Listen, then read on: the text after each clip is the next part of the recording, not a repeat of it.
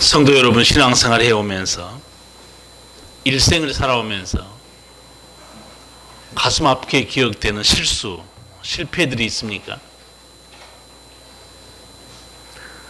많은 사람이 생각이 짧아서 실패하고 지식이 없어서 넘어지기도 합니다. 열정은 앞서지만 경험이 없어서 망하기도 합니다. 어떤 사람은 분노와 감정을 잘 조절하지 못해서 일을 망치기도 합니다. 이런 저런 실수를 통해서 우리 속담처럼 여러분 소 잃고 요양간을 고쳤습니까? 요양간을 고쳐야 다음에 소가 들어올 때 잃어버리지 않습니다. 실패라는 비싼 인생 수업료를 지불하고서 다시는 넘어지지 않은 지혜를 얻어야 됩니다. 인생살이도 실패와 시행착오가 많지만 신앙생활도 그렇습니다. 신앙생활도 어떤 사람은 돌밭에 떨어진 씨앗처럼 처음에 기쁨으로 주님을 섬기다가 시험과 환난 때문에 넘어집니다. 사람들에게 상처를 받아서 믿음을 포기하기도 합니다. 이 자리에 앉아 계신 여러분은 적어도 이런 여러 가지 상처와 시련, 좌절과 낙심을 극복하고 하나님 은혜로 이 자리에 앉아 계신 걸 저는 믿습니다. 인생살이나 신앙생활이나 내가 당한 실패와 시행착오에서 얻은 지혜로 그 다음의 삶을 잘 지켜나가야 승리할 수 있습니다. 25살밖에 먹지 않은 젊은 청년이 자기가 실패했고 실수했던 것을 이렇게 기록한 걸 봤어요. 25년간 살면서 많은 실패와 실수를 경험했다.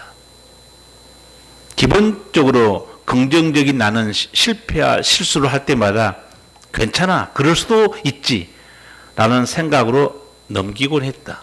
하지만 어느 순간부터인지 실패와 실수를 통해서 내가 학원이나 학교에서 배울 수 없는 교훈을 배울 수 있다는 것을 깨달았다.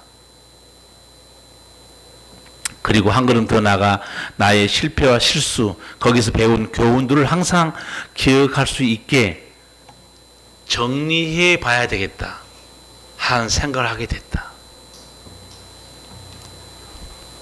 철이 든 사람 아니에요? 25살밖에 안 먹었는데 자기 인생의 실패와 실수를 통해서 얻은 교훈 잊어서는 안 된다는 거예요.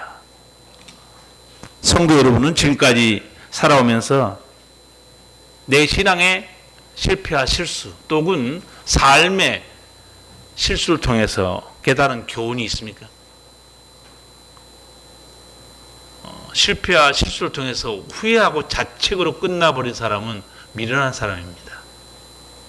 반드시 거기서 깨달음, 지혜가 있어야 돼요. 여러분 나이가 들면 애들에게 잔소리를 많이 합니다. 애들에게는 잔소리지만 부모에게는 소중한 인생의 깨달음이 있기 때문에 그런 거죠.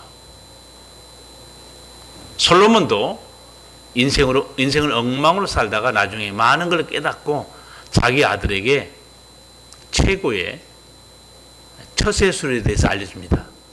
그 책이 잠언과 전도서예요.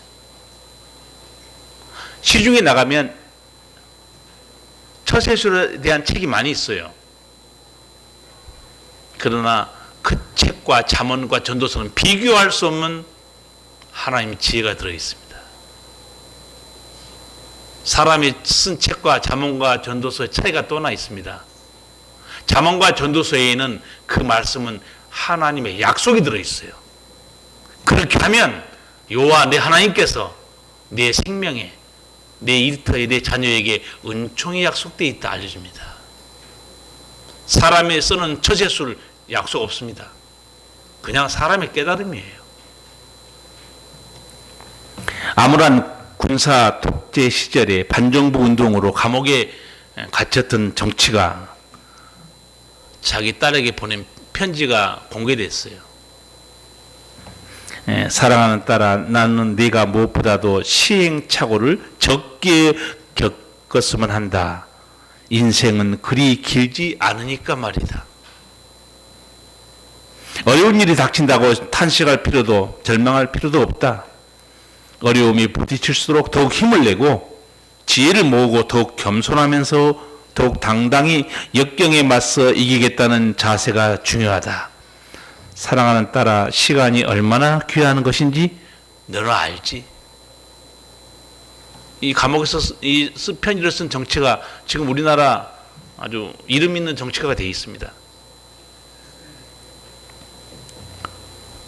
딸에게 들려주고 싶은 핵심적인 아버지 깨달음이 뭡니까? 나는 네가 무엇보다도 시행착오를 적게 겪었으면 한다. 인생은 그리 길지 않으니까 말이다. 순식간에 인생이 지나가 버립니다. 어리석고 실패하게 살다가는 만행할 수 없다는 거예요. 특히 여러분 50이 넘어서 기업에서 아니면 공무원으로 군대에서 은퇴한 사람들, 마지막 가진 재산 잘못 투자하면 어떻게 되는 거 아시죠? 다시는 만행할 수 없습니다. 젊은 날에는 괜찮아요. 또 벌면 되니까.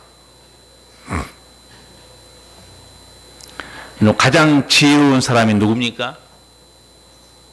내가 실패와 시행착오, 실수하기 전에 남의 실수에서 넘어지지 않는 지혜를 배우는 겁니다. 지혜자예요. 어리석은 사람은 어떤 사람인가? 실패를 당하고 시행착오를 하고 비싼 수업료를 지불하고 거기서 깨닫게 되는 거예요. 더 어리석은 사람도 있습니다. 남의 실패에서 교훈은 얻지 못하고 조롱하고 비난하다가 험담하다가 자기도 망하는 사람이에요. 가장 어리석은 사람입니다. 성경은 실패와 실수, 망하는 교훈을 수없이 우리에게 말씀하고 있습니다. 예수님께서 종말에 대해서 설교하면서 간단하게 이렇게 한 문장으로 말씀한 게 몇 개 있어요. 노아의 때를 생각하라. 롯의 처를 생각하라. 종말에 대해서 설교하면서 예수님이 간단한 문장으로 경고한 게 있어요. 노아의 때를 생각하라. 예수님이 무슨 의도로 말했겠어요? 홍수 심판 때 그렇게 많은 사람 중에 왜 노아의 식구만 구원받았는지 생각해 보라는 거예요. 롯의 처를 생각하라. 롯의 처의 사건 우리는 아시죠? 소돔과 고모라가 유황불로 멸망하기 전에 하나님이 천사를 보냅니다. 그래도 롯의 가정은 피할 길을 들었어요. 천사로부터. 빨리 가까운 산으로 도망하라. 뒤를 돌아보지 말고 뛰라고 그랬죠. 그런데 도망가다가 누구만 뒤돌아봤어요? 롯의 처만 뒤돌아봤죠. 뒤돌아본 결과 어떻게 됐습니까? 소금 기둥이 됐죠. 뒤돌아봤다는 게 무슨 뜻일까요? 세상 거에 대해 미련을 찾고 있는 겁니다. 지금 죽게 생겼는데, 종말이 다가오고 있는데 세상 것을 붙들 여유가 있습니까? 얼마나 어리석은 사람이야. 예수님께서 말씀한 거예요. 소돔과 고모라가 유황불로 멸망당할 때 왜 롯의 식구 중에서 롯의 처만 멸망당했는지 생각해 보라는 거예요. 오늘날 교회에 나오면서 롯의 상처처럼 사는 자들 많습니다. 부자 청년처럼 예수님께 영생을 얻으러 왔다가 세상 재물 때문에 돌아가 버린 사람들 있어요. 사도 바울도 오늘 말씀에서 심판과 멸망의 사건들을 하나하나 지적하면서 반드시 이 실패의 역사에서 교훈을 얻어야 된다 말씀해요. 5절 6절 같이 한번 읽겠습니다. 그러나 저희의 다수를 하나님이 기뻐하지 아니하신 고로 저희가 광야에서 멸망을 받았느니라. 그런 일은 우리의 거울이 되어 우리로 하여금 저희가 악을 즐겨한 것 같이 즐겨하는 자가 되지 않게 하려 함이니. 아멘. 5절의 말씀이 굉장히 중요한 말씀입니다. 그러나 저희의 다수를 하나님이 기뻐하지 아니하신 고로 저희가 광야에서 멸망을 받았느니라. 광야에서 멸망받은 사람들이 누굽니까? 하나님의 은혜로 애굽에 종살해서 해방된 사람들이에요. 하나님이 건져준 백성입니다. 그들은 홍해를 기적적으로 건너왔고 광야까지 왔어요. 이제 가나안 땅으로 가는 중이었습니다. 하나님이 은혜로 건져준 백성인데 하나님이 저희를 기뻐하지 않았어요. 광야에서 다수가 죽었다는 거예요. 이 불행한 역사의 사건을 기억하고 실족하면 안 된다. 6절에서 그렇게 말하죠. 그런 일은 우리의 거울이 되어 우리로 하여금 저희가 악을 즐겨한 것 같이 즐겨하는 자가 되지 않게 하려 함이니. 기껏 애굽의 종살이에서 해방돼서 광야까지 왔는데 거기서 죽었어요. 이러한 일이 우리에게 거울이 됐다는 거예요. 거울이란 이 원래 단어는 굉장히 의미가 있습니다. 원래 본복이란 뜻도 있지만 상처 자국, 마준 자국이란 뜻입니다. 그러니까 옛날 조상들이 실패한 그 사건을 내 가슴에 상처처럼 간직하고 있으라는 거예요. 여러분 살다 보면 여러분 몸에 사고로 상처 많이 있죠. 그 상처를 볼 때마다 뭐가 생각나겠습니까? 왜 이 상처가 났는지 그 사건 사고가 기억날 거예요. 하나님께서 이스라엘 백성들이 당한 이 백성이 당한 고통과 아픔을 사도 바울은 고린도 교회에게 이게 너의 마음의 상처처럼 간직하고 있어라. 그래야 너희가 망하지 않는다는 거예요. 사도 바울이 광야의 실패의 사건들 한 4가지를 딱 짚고 넘어갑니다. 제가 차근차근 다 설명해 드리겠습니다. 먼저 7절을 같이 읽겠습니다. 저희 중에 어떤 이들과 같이 너희는 우상 숭배하는 자가 되지 말라. 기록된 바 백성이 앉아서 먹고 마시며 일어나서 뛰논다 함과 같으니라. 아멘. 우상 숭배하는 자가 되지 말라고 그러죠. 그러면 이 우상 숭배 사건이 어떤 사건입니까? 적어도 여러분이 출애굽기 민수기를 좀 읽어본 사람은 이게 어떤 우상 숭배 사건인지 여러분 알 수 있을 거예요. 이스라엘 백성들이 애굽에서 나와서 홍해를 건너서 이 시내산까지 와서 거기서 진을 쳤죠. 하나님께서 모세에게 명령합니다. 산으로 올라와라. 40주야를 모세가 하나님과 함께 있으면서 하나님의 말씀을 받습니다. 그러면서 거기서 십계명도 받았죠. 하루 이틀도 아니고 40일 동안 모세가 안 보이니까 백성들이 밑에서 난리가 아닙니다. 이 모세 어떻게 된지 모르겠다는 거예요. 우리를 인도할 신을 만들어 달라는 거예요. 그래서 결국 그 사람들 밑에서 만든 게 금송아지 우상을 만듭니다. 그리고 뛰어놀고 축제하고 있어요. 이 신이 우리를 인도할 신이라는 거예요.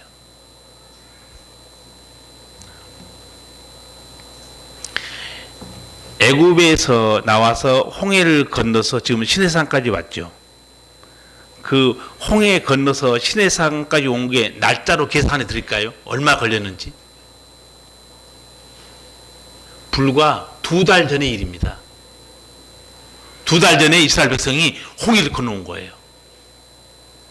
우리나라도 모세의 기적이라고 가끔 신문에 나오죠. 모세가 들으면 아마 코미디라고 비웃을 거예요. 진동가 어디 가면 모세의 기적에서 조금 바다가 좀 갈라지죠. 출애굽기를 보세요. 홍해가 어떻게 갈라졌는지. 바다가 그 갈라졌을 때 그 바다가 어떻게 됐습니까? 양쪽에 뭐가 생겼다고 그랬어요? 물이 벽처럼 생겼다고 그랬습니다.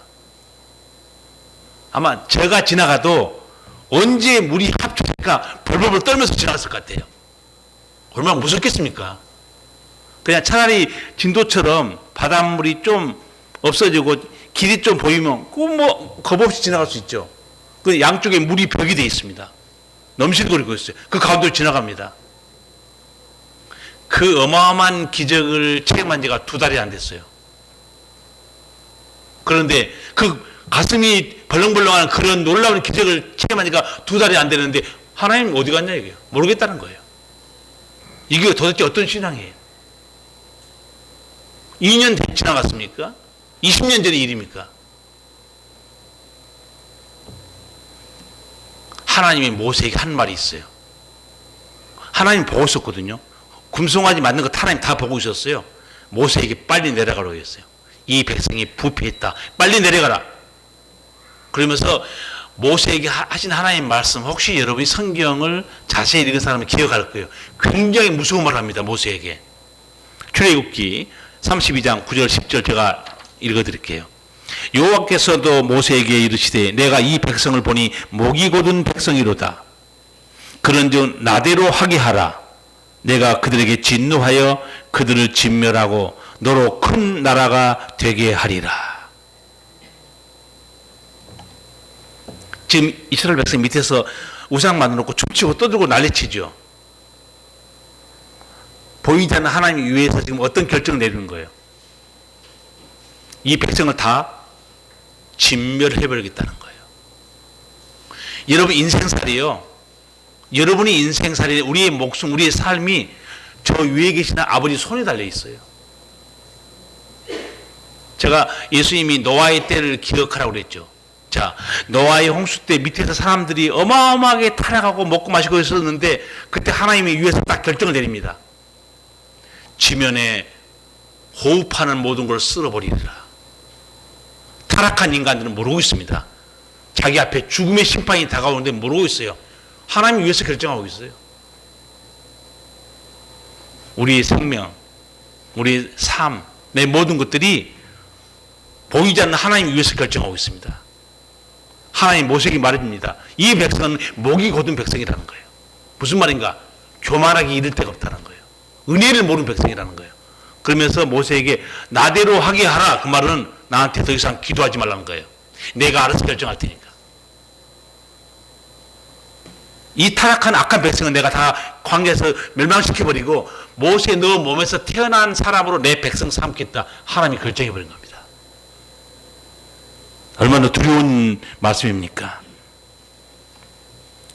바울이 왜 이 우상 숭배 사건을 거울로 삼으라고 말했겠어요? 왜 이걸 가슴에 상처 자국처럼 새기라고 말했겠습니까?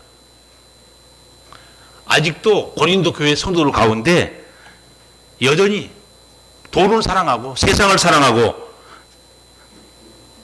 우상을 섬기면서 하나님보다 더 귀하게 여기는 성도들이 있었어요. 그래서 경고합니다. 모세가 너희들 광야의 사건을 기억하라는 거예요. 그들이 우상 숭배로 인해서 하나님 은총에서 끊은 이 사건을 잊지 말라는 겁니다. 성도 여러분, 올해 하나님의 은총으로 살아보고 싶습니까?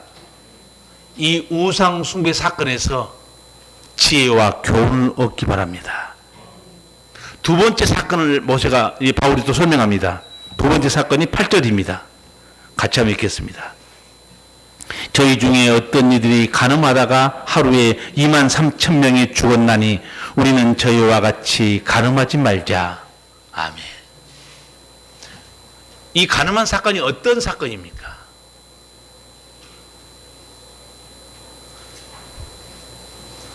여러분, 민수기를 보시면 이스라엘 백성들이 이제 그 40년의 세월을 지내고 약속의 땅 가까이 다 왔습니다.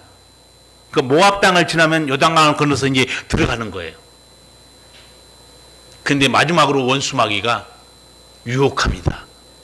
모압 땅에서 어떻게 유혹했는가? 광야에서 살던 이스라엘 청년들이 그 모압 땅의 여자들을 보니까 처녀들이 욕심이 난 거예요. 너무 예쁜 거예요. 그들에게 다가갔습니다. 물론 사귈 수는 있겠죠. 뭐 하나님이 싫어했지만. 근데 그 사람들이 가서 왜 거기서 문제를 일으켰냐? 여러분, 이방인들의 종교 의식은요, 성적 타락 의식이 있습니다. 그래서 이스라엘 남자들이 이 모압의 여자들하고 성적으로 타락하면서 신전에서 제사 의식을 행한 거예요. 여러분, 신앙생활 우리만 한 거 아닙니다. 하나님도 보고 있어요. 아셔야 됩니다. 그걸 보시는 하나님께서 어떻게 합니까? 가늠한 사람들 하루에 2만 3천 명 그 많은 사람을 하나님이 다 죽여버립니다. 바울이 왜 이 가늠한 사건을 거울로 삼으라고 지적했겠어요? 고린도 교회 성도 중에 아직도 음란하고 타락하고 불륜을 저진 사람이 많이 있었거든요. 너희들 과거 사건을 기억 못하는 뭔가 본데 정신 차리라고 경고하고 있습니다. 그렇기 때문에 하나님의 은총에서 끊어지기 때문에. 고린도전서 한번 읽어보세요. 거기 정말 입에 올리기 부끄러운 성적 타락 사건이 거기 다 기록되어 있어요. 바울이 과거의 사건을 다 지금 상기시키고 있습니다. 과거를 잊지 말라는 거예요. 성도 여러분, 2018년 은혜 속에 살고 싶으면 육체적인 간음 그리고 영적인 간음 사건에서 지혜와 교훈을 얻으셔서 정결하게 사시기 바랍니다. 세 번째 광야에서 당한 사건이 9절입니다. 같이 읽겠습니다.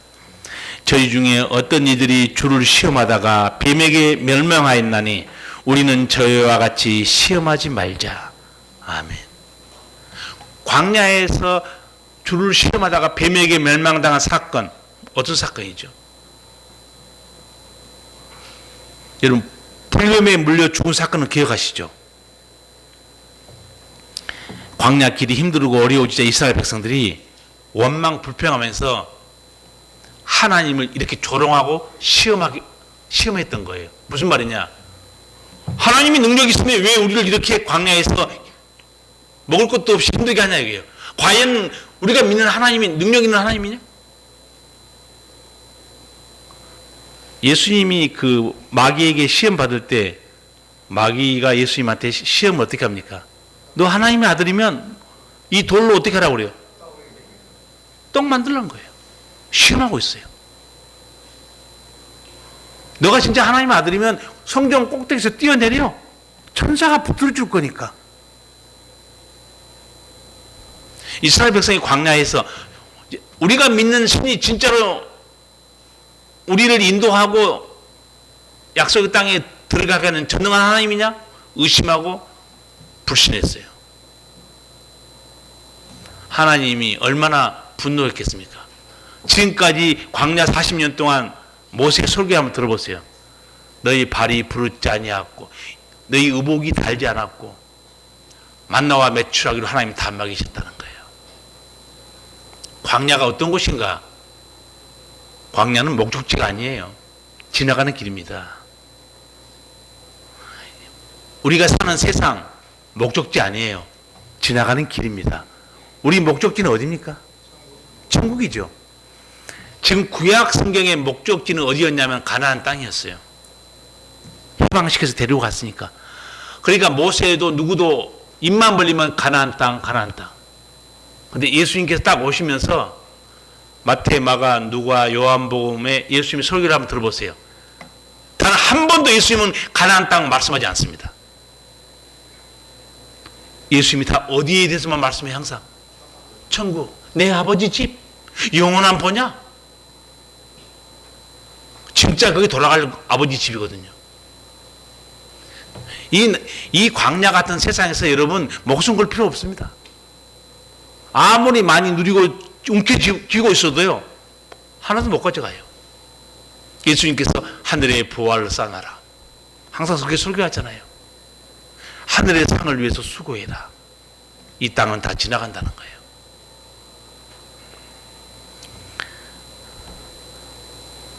광야에서 하나님은 베푸신 놀라운 기적을 보면서도 하나님의 존재를 의심하고 시험했고 불신했던 사람들, 너희는 내 은총을 누릴 자격이 없다. 그리고 하나님이 불뱀을 확 풀어버립니다. 그래서 불뱀에 물려서 죽어갑니다. 그게 바로 주를 시험하고 원망한 사건이었어요. 사도 바울이 왜 이 불뱀의 사건을 거울로 삼으라고 말했겠습니까? 아직도 성도들 가운데 진짜 하나님 살아계셔? 하나님이 그런 능력이 있어? 의심한 사람도 있었거든요. 여러분이 구약 성경을 읽으시면 아합이란 그 못된 왕을 기억할 거예요. 부인도 잘못 만났어요. 부인이 이방신의 제사장 딸이었죠. 결국 어떻게 됐습니까? 자기들 섬기는 이방 사람들 섬기는 그 바알신이 비를 내리고 햇빛을 주고 곡식을 준다고 생각했죠. 그때 하나님께서 어떻게 실물 교육을 시켰습니까? 3년 6개월 동안 비를 내지 않았습니다. 그리고 너희가 믿는 신 바알에게 부르짖어봐라. 비가 온지 안 오는지. 무서워요. 하나님이 석 달 열흘도 아니고 3년 6개월 동안 하나님 비를 달아버립니다. 비를 안 내려요. 실물 교육을 시켜서 햇빛과 비를 누가 주장하는가? 인간의 생명을 누가 주장하는가? 하나님이 실물 교육을 시켜버립니다. 이런 하나님의 존재를 의심하고 불신하는 거, 신앙이 없을 때는 이해가 돼요. 그렇죠. 아직 신앙이 없으니까. 근데 이스라엘 백성들은 애굽에서 10가지 하나님이 놀라운 기적을 본 사람들이에요. 홍해를 기적같이 건너온 사람들입니다. 광야에서 메추라기와 만나를 기적적으로 먹은 사람들이에요. 그런데 자기들이 먹고 홍해를 건너왔는데도 하나님이 진짜 살아계셔?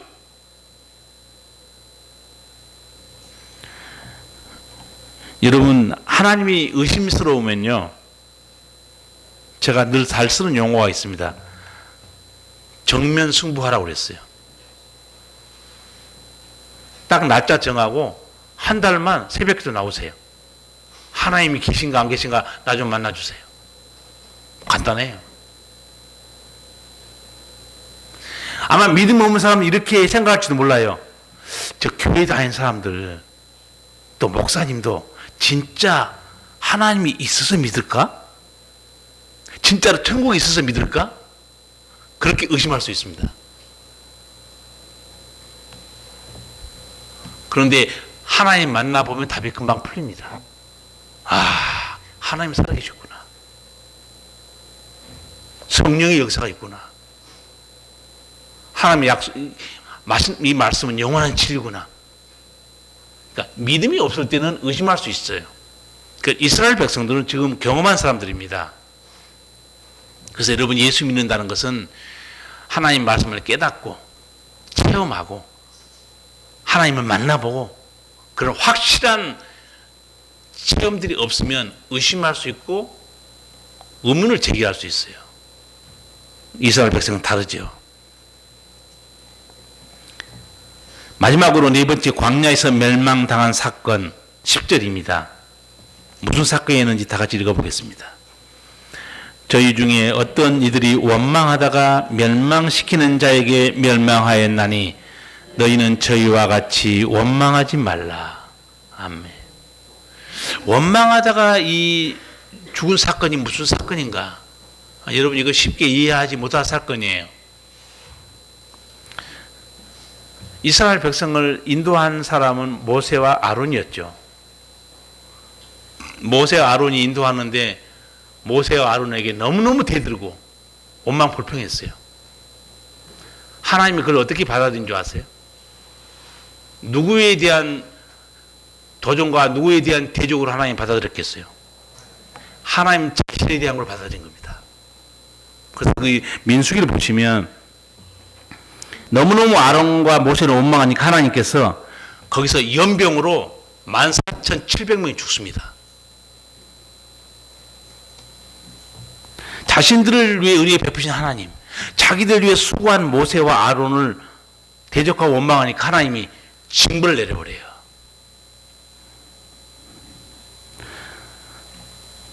사실은 모세도 얼마나 힘든 줄 아세요? 민수기 11장 보면요, 모세도 너무 힘들어서 하나님께 이렇게 대든 내용이 나옵니다. 하나님이 왜 이 백성들을 나한테 맡겼습니까? 이 백성을 내가 낳았습니까? 이게 내 새끼들입니까? 왜 이 안악한 백성을 나한테 맡겨서 내가 이 백성을 끌고 광야를 지나가야 됩니까? 모세가 얼마나 힘들으면 하나님께 대들고 막 기도했어요. 바울이 이 원망하다가 이 많은 사람이 연병으로 죽은 사건을 성도들에게 말했을까요? 고린도 교회 성도들 가운데 여전히 하나님의 종들에 대해서 비난하고 무시하고 대적했던 성도들이 있었거든요. 고린도전서 보시면 바울도 얼마나 무시당한지 그게 다 나와요. 바울이 상기시킵니다. 모세와 아론에 대해서 원망 불평하다가 어떻게 죽었는지 기억하라는 거예요. 주의 일을 위해 수고하는 주의 종들에 대해서 원망 대적하지 말라는 거예요, 바울이. 왜? 그렇게 해서 광야에서 다 죽었지 않느냐 얘기야. 그러니까 모세도 얼마나 힘들었으면 진짜 그 마음이 온유하다는 모세가 그렇게 하나님께 대들고 기도했겠습니까? 하나님, 이 많은 백성이 내 새끼입니까? 내가 낳았습니까? 내가 왜 이 백성이 무거운 짐을 지고 가야 됩니까? 물론 그거 하나님 일을 한 사람들이죠. 성도 여러분이 앞으로 2018년 동안 또 은혜 가운데 승리하기 위해서 여기서 깨달아야 할 게 뭐냐? 하나님의 종 모세와 아론을 대적하는 그 일들이 결국 너희에게 아무런 도움이 되지 않는다는 거예요. 너희가 오히려 하나님한테 징벌만 당했지 않느냐? 겸손할 필요가 있다. 바울은 이 실패한 이스라엘 역사를 왜 상기시켰겠어요? 그 11절에 그 이유가 있습니다. 11절 같이 한번 읽겠습니다. 저희에게 당한 이런 일이 거울이 되고 또한 말세를 만난 우리의 경계로 기록하였느니라. 아멘. 지금 이제 종말을 사랑하는 우리들에게 깨달으라고 하나님이 적어놨다는 거예요. 사건을. 반복되고 있죠. 7절부터 10절을 보면 우상 숭배하지 말자. 우리는 저희와 같이 간음하지 말자. 우리는 저희와 같이 시험하지 말자. 우리는 저희와 같이 원망하지 말자. 왜? 이렇게 해서 광야에서 다 망하고 죽었기 때문에. 이 멸망의 역사에서 지혜와 교훈을 얻으라는 거예요. 성경에는 사건 사고마다 하나님이 말씀하신 바가 다 있습니다. 우리는 아담과 하와가 뱀의 유혹으로 멸망당한 사건 알고 있습니다. 이 사건이 들려주는 메시지가 뭘까요?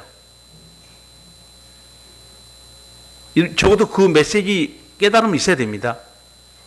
아담과 하와가 뱀의 유혹으로 죽은 사건이 말하는 메시지가 뭐냐? 하나님의 음성을 듣지 않고 다른 음성을 듣게 되면 죽는다는 겁니다. 메시지예요.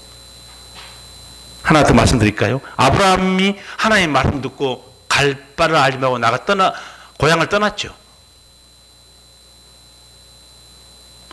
자, 갈 바를 알지 못하고 믿음으로 떠난 아브라함 사건에서 우리가 들어야 될 메시지가 뭐가 있습니까? 내 생각을 내려놓고 아버지 말씀을 따라 순종했을 때 하나님의 생각지도 못한 은총을 예비하고 있다는 거예요. 아브라함이 얼마나 많은 은총을 누렸습니까? 근데 우리는 하나님 뭘 시키면 질문이 너무 많아. 왜 그러는데? 왜? 아주 가지도 않으면서 말만, 질문만 던지고 있어요. 근데 아브라함은 가라니까 갔어요. 아브라함이 이제 그 고향을 떠나죠. 제가 TV에서 봤던 드라마지만 드라마를 한번 설명한 적이 있어요. 야, 하나님이 말씀했는데 본토 친척 아버지 집을 떠나라 했다. 그러니까 아브라함 남동생이 질문해요. 아브라함에게. 형님, 하나님 당신에게 나타난 그 신이 어떤 신이요? 물어본 거예요. 형님에게 나타난 그 신은 어떤 능력을 가진 신이요? 그 신은 어디 사는 신이요? 계속 물어봐요, 남동생이. 아브라함은 알 수가 있나요? 여러분, 하나님을 어떻게 아는지 아세요, 우리가? 성경을 보지 않으면 하나님 절대 모릅니다. 처음에 하나님 아브라함 잘 몰랐어요. 가라니까 갔어요. 나중에 하나님이 아브라함에게 내가 누군가 다 알려줍니다. 나는 전능하신 하나님이다. 알려줘요. 나는 너의 방패와 상급이니라. 알려줍니다. 여호와께 능치 못한 일이 있냐? 하나님 다 알려주기 시작해요. 하나님을 하나씩 하나씩 우리가 배워가야 돼요. 그 하나님이 말씀했을 때 아브라함의 순종함으로 상상 못하는 은총을 누리기 시작합니다. 깨달아야 돼요. 또한 요셉 사건이 있죠. 요셉 사건에서 여러분 들어야 될 메시지가 뭐 같아요? 요셉이 그 좋은 믿음의 가문에 자랐죠. 자기 할아버지가 누굽니까? 아브라함이죠. 이삭이죠. 자기 아버지가 야곱이죠. 얼마나 좋은 믿음의 가문에 자랐어요. 그 노예로 팔려가 버립니다. 비참한 생활이 시작돼요. 그런데 결국 요셉을 하나님이 어떻게 높여주셨는가? 나중에 애굽의 총리로 높여주죠. 이 사건에서 드려야 할 메시지가 있습니다. 창세기 39장 보면 이렇게 말씀해요. 여호와께서 요셉과 함께 하심으로 그가 형통한 자가 돼요. 노예가 무슨 형통한 자입니까? 근데 성경은 분명히 말해요. 노예로 팔려간 그 요셉이 형통한 자가 됐다. 나중에는 미세스 보디발과 불륜이 일어나기 시작하니까 부쩍 도망가죠. 오히려 모함 받아서 감옥에 들어가 버립니다. 성경은 똑같이 말해요. 그가 감옥에 들어갔으나 여호와께서 함께 하심으로 형통한 자가 돼요. 성도 여러분, 내가 처한 상황, 내 형편, 그거 쳐다보지 마세요. 별 의미 없어요. 어떤 형편에 처해 있든가 하나님께서 함께 하시면 그 인생은 형통하게 됩니다. 대단히 중요한 메시지가 아니에요? 요나의 사건은 여러분 기억할 거예요. 하나님께서 요나에게 니네로 가서 복음을 전해라. 불순종하고 정반대로 가버립니다. 청개구리처럼. 결국은 요나가 탄 배가 제대로 갔습니까? 하나님께 바다에다 뭐를 쏟아 부어버립니까? 대풍. 배가 침몰하기 직전에 어떻게 돼서 결국 요나는 물고기 뱃속에 들어갔어요. 하나님께서 뭘 일을 시키는데 하나님이 일을 하지 않고 자기 마음대로 가고 싶은 백성들은 이 사건을 잘 봐야 돼요. 하나님이 이것 좀 해라, 저것 좀 해라 그러니까 싫어요. 자기 멋대로 자기 인생을 끌어갑니다. 그 인생에 하나님이 풍파를 보내버립니다.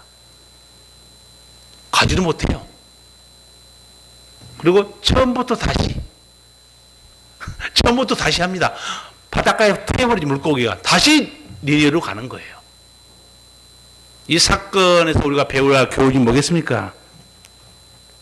하나님이 시키는 일, 아버지 말씀 불순종하고 자기 멋대로 사는 인생 잘 될 것 같죠?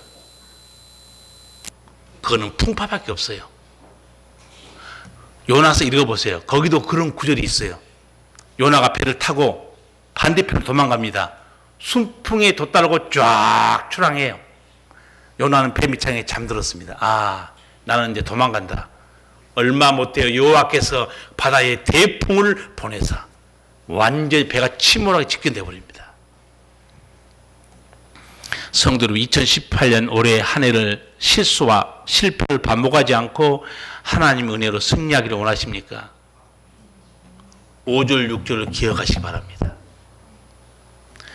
그러나 저희의 다수를 하나님이 기뻐하지 아니하신 고로 저희가 광야에서 멸망을 받았느니라. 그런 일은 우리의 거울이 되어 우리로 하여금 저희가 악을 즐겨한 것 같이 즐겨하는 자가 되지 않게 하려 함이니. 과거의 사건들을 기억하는 거예요. 교훈을 받으라는 겁니다. 예수님과 함께 제자들이 배 타고 복음 전하러 갔다가 거기서 풍랑 한번 만났죠. 배가 침몰하게 됐는데 제자들이 예수님을 깨워요. 주여, 우리가 죽게 됐습니다. 예수님이 일어나서 바람과 파도를 잔잔케 버립니다. 이 사건에서 여러분 메시지를 드려야 됩니다. 내 인생에 풍파 풍랑이 있어도 주님이 나와 함께 계시면 주님이 잔잔케 버린 거예요. 내 능력도 없으면서 왜 주님을 붙들지 않습니까? 감당할 지혜와 능력도 없으면서 왜 내 머리로 살라고 하나님 붙들지 않느냐 이거죠. 어리석은 인생 아닙니까? 하나님께서 나를 지켜주고 은혜 베풀어 주시겠다고 부르고 있는데, 제가 이 설교를 준비하는 가운데 하나님께서 고 이주일 씨를 딱 떠오르게 했어요. 고 이주일 씨가 어떻게 세상을 떠나는지 아실 겁니다. 정부에서 그 코미디언을 설득해가지고 공익 광고 좀 찍읍시다. 자기 몰골이 너무 취해서 보이고 싶지 않지만 공익 광고를 한번 찍겠다고 해서 그 공익 광고 찍었죠. 기억하십니까? 기침하면서 했던 말 저는 몇 마디 기억하고 있어요. 여러분, 담배 마셨습니까? 그 독약입니다. 내가 1년 전에만 끊었어도 콜록콜록 기침만 하면서 그 공익 광고가 지나갔어요. 많은 사람이 그걸 다 봤을 겁니다. 아무 깨달음이 없습니까? 제가 아까 누가 어리석은 자라고 그랬어요. 남의 실수 교훈에서, 남의 실수에서 교훈을 받지 못하고 자기가 당하고서 깨닫는 사람, 어리석은 사람. 더 어리석은 사람 누군가? 그런 남의 실수와 문제를 비웃고 조롱하다가 자기가 망하는 사람이에요.